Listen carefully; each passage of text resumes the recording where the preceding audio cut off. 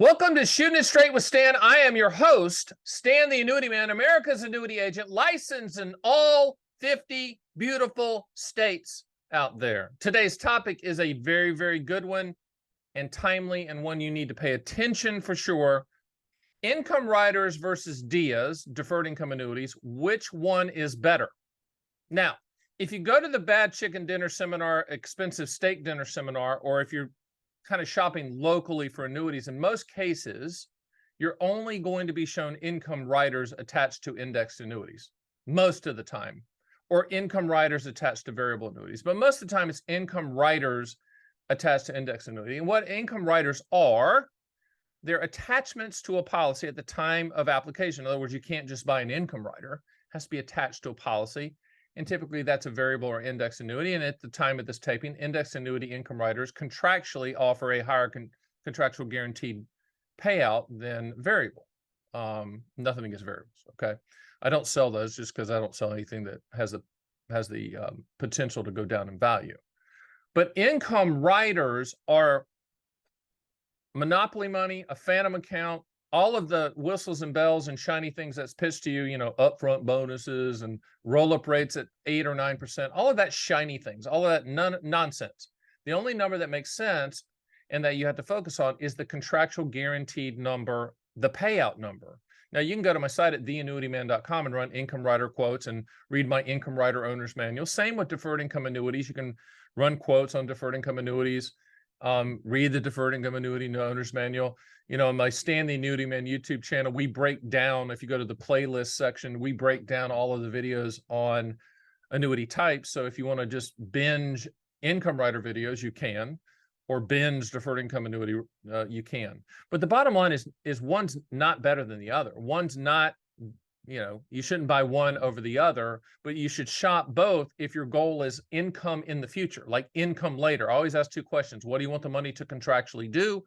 And when do you want those contractual guarantees to start? The first, if you said, I want income and I want it to start in 5 years, then we're going to shop deferred income annuities and income riders. And under the deferred income annuity category is QLACs, qualified longevity annuity contracts. So if there's IRA money there, we might shop that as well. But deferred income annuities and QLACs are one and the same from a structure standpoint. So we're talking about comparing income riders and deferred income annuities. Now, some industry, how the sausage is made, just a heads up, deferred income annuities are a much lower commission product for the agent than an income rider attached to an indexed annuity, which is a problem because that's the reason everyone leads with that.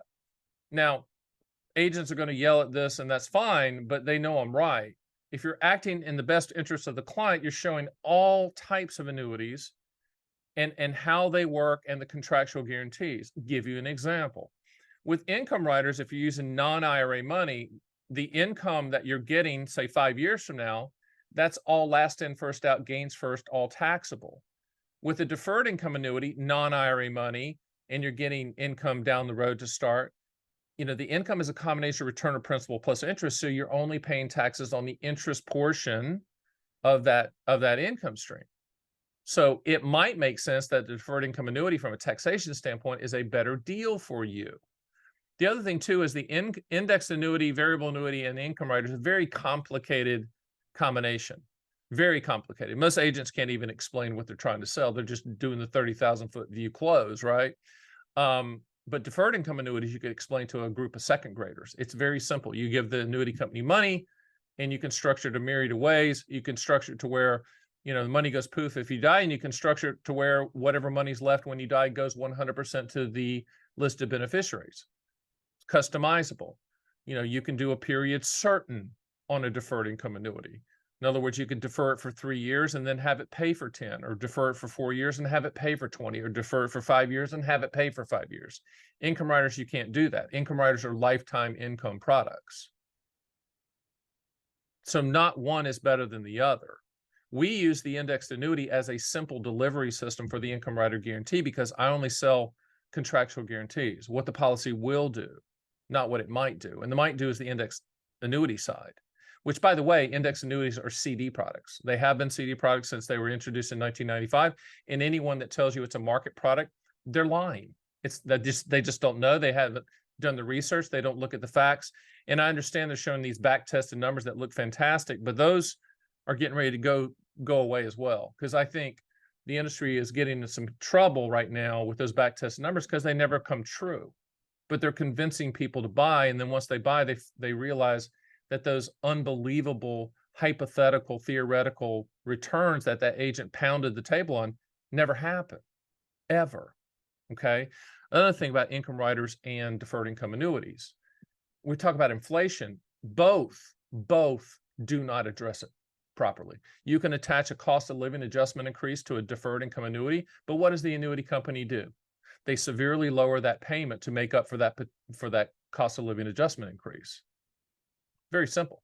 Okay. Same thing with index annuities. If someone says this index annuity increases your income every time the index goes up or something to that effect, they're not giving that away. What they're doing is they're severely lowering the payment in order to make up for that potential index increase. Just remember, if it sounds too good to be true, it is every single time. Now, income riders attached to index annuities are flexible. You know, there's liquidity provisions, and you can take out with some policies 7% per year, some policies 10% per year, penalty free. But understand, when you do that, you're disrupting the policy and disrupting and lowering the guarantees because you're taking money out.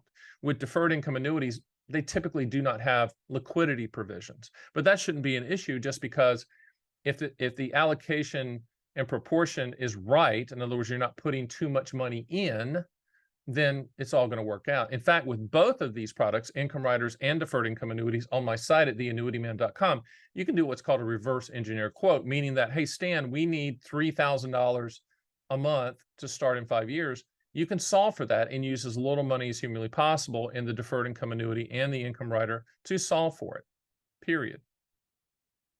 So income riders versus deferred income annuities, a lot of the reason that you're being shown all the time by that local person the indexed annuity is because the commission built in, and all commissions are built into annuities, that it's a net transaction to you, but the built-in commission is really, really high. And if they sell enough of it, they get to go to Bora Bora with their wife, husband, girlfriend, boyfriend, whatever applies. There's incentives to selling it. And I don't like that either. I wish that would go away. On the deferred income annuity side, it doesn't. You know, it's just straightforward, and the big boys play in the deferred income annuity side. But right now, if you're doing contractual guaranteed quotes, deferred income annuities versus income riders, at the time of this taping, the income riders seem to be winning contractually. Will that change in the future? Probably, because previously it was the deferred income annuities that changed. So what we need to do is you get on the phone with us. Let's run the quotes at my site at your leisure. No one's going to call or show up at your doorstep. And then schedule a call with us so that you might get me, so that we can discuss, the benefits and the limitations of both strategies so you can make a good decision on what you're trying to do. So if someone's just showing you just income riders, say, hey, can you show me deferred income annuities? If someone's just showing you deferred income annuities, say, hey, I need to see income riders. Because there's 4 ways to solve what I call income later, and I'll close with this. So if you said to me, hey, Stan, I want income, and I want income to start in 5 years. Here's the 4 ways to solve it. 2 we've talked about, deferred income annuities and income riders. The 3rd way to solve it is to buy a multi-year guarantee annuity, say a 5-year multi-year guarantee annuity. And then at the end of the 5 years, let's go shop for the best immediate annuity payment and then transfer to the immediate annuity. And then the 4th way is don't do anything for the 5 years. And at the end of the 5 years, when you need income, buy an immediate annuity. So there's not one product that's better than the other. There's not one carrier that has the best product. There's not one carrier that has introduced some whiz-bang thing that no other carrier has. These are commodity products. These are contractual guarantees. And remember, when you're looking at lifetime income, the primary pricing mechanism is your life expectancy, or if it's joint, life expectancies. Interest rates play a very minor role in the pricing. A lot of it's capacity, meaning if the annuity company wants your age range in those tranches that they're building, then they're going to raise their guarantee to attract you.